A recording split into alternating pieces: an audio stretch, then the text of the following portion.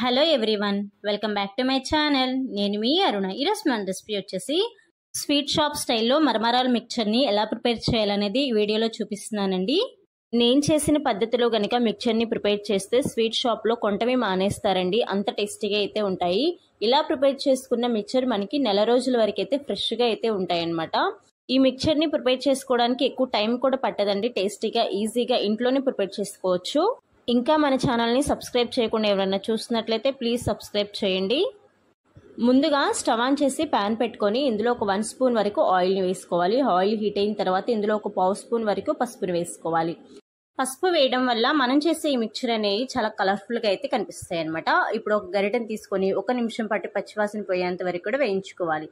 ఇలా వేయించుకున్న తర్వాత ఇప్పుడు మనం మెయిన్ ఇంగ్రీడియంట్ని యాడ్ చేద్దాము. ఇందులో ఒక 4 కప్పుల వరకు మరమరాలని వేసుకోవాలి. మీకు ఎక్కువ మిక్చర్ కనుక కావాలి అంటే నేను తీసుకున్న 4 కప్పుల కన్నా ఇంకా డబుల్ క్వాంటిటీ తీసుకోవచ్చు.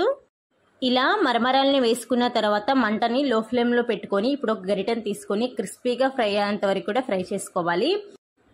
ఇలా లో ఫ్లేమ్లో పెట్టుకొని క్రిస్పీగా ఫ్రై చేసుకుంటేనే మనకి నెల రోజుల వరకు ఫ్రెష్గా అయితే ఉంటాయండి. మీరు హై ఫ్లేమ్లో పెట్టి కనుక ఫ్రై చేసినట్లయితే తొందరగా మాడిపోతాయి. మరమరాల్ని ఫ్రై చేసుకున్న తర్వాత చూపిస్తున్నాను చూడండి. ఇట్లా వేళ్లతో గనక ప్రెస్ చేసినట్లయితే పౌడర్ లాగా అయితే అయిపోవాలన్నమాట. అలా అయ్యేంత వరకు కూడా ఫ్రై చేసుకోవాలి. ఇలా క్రిస్పీగా ఫ్రై అయితేనే ఫ్రెష్గా టేస్టీగా చాలా బాగుంటాయి. మనం తర్వాత వేసుకునే స్పైసెస్ మొత్తం బొరుగులకి బాగా పట్టడానికి ఇప్పుడు ఒక 1 స్పూన్ ఆయిల్ని వేసుకొని ఆయిల్ మొత్తం బొరుగులకి బాగా పట్టేంత వరకు కూడా బాగా కలుపుకొని ఇప్పుడు స్టవ్ ఆఫ్ చేసేసుకొని వేరొక మిక్సింగ్ బౌల్లోకి అయితే తీసేసుకోవాలి.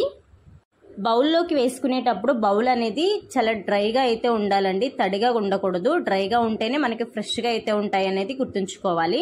ఇలా మరమరాలని బౌల్లోకి వేసుకున్న తర్వాత వీటిని రెడీగా పక్కన పెట్టుకోవాలి. ఇప్పుడు దీనికి కావాల్సిన నెక్స్ట్ ప్రాసెస్ని చూసేద్దాము. ఇప్పుడు స్టవ్ ఆన్ చేసి కళాయి పెట్టుకొని డీప్ ఫ్రైకి సరిపడా ఆయిల్ని పెట్టుకొని ఆయిల్ హీట్ అయిన తర్వాత ఒక గుప్పెడు వేరుశనగ పప్పుని తీసుకొని చక్కగా లో ఫ్లేమ్లో పెట్టుకొని క్రిస్పీగా ఫ్రై అయ్యేంత వరకు కూడా ఫ్రై చేసుకోవాలి.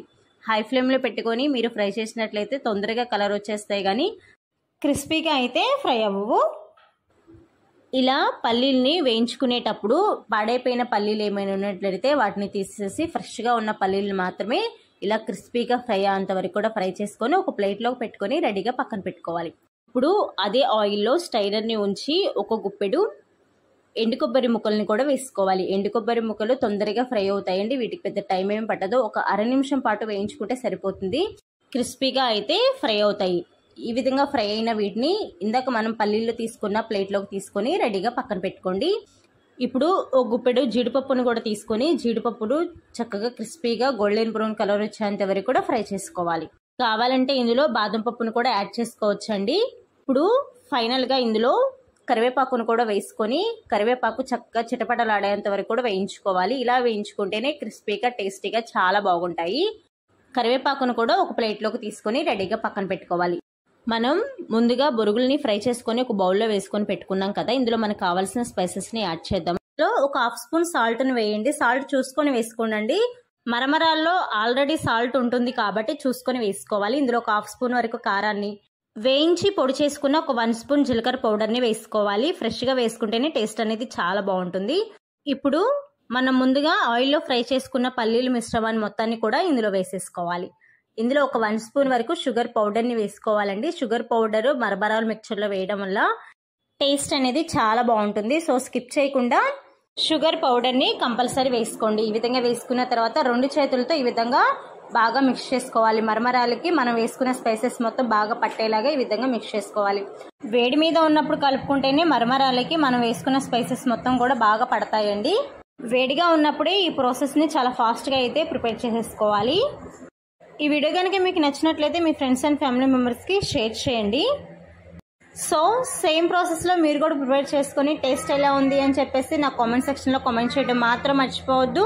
ప్లీజ్ లైక్ చేయండి, షేర్ చేయండి, కామెంట్ చేయండి. ఇలాంటి సింపుల్ అండ్ టేస్టీ రెసిపీస్ కోసం వెంటనే మన ఛానల్ని సబ్స్క్రైబ్ చేయండి. So thanks for watching my video. Bye.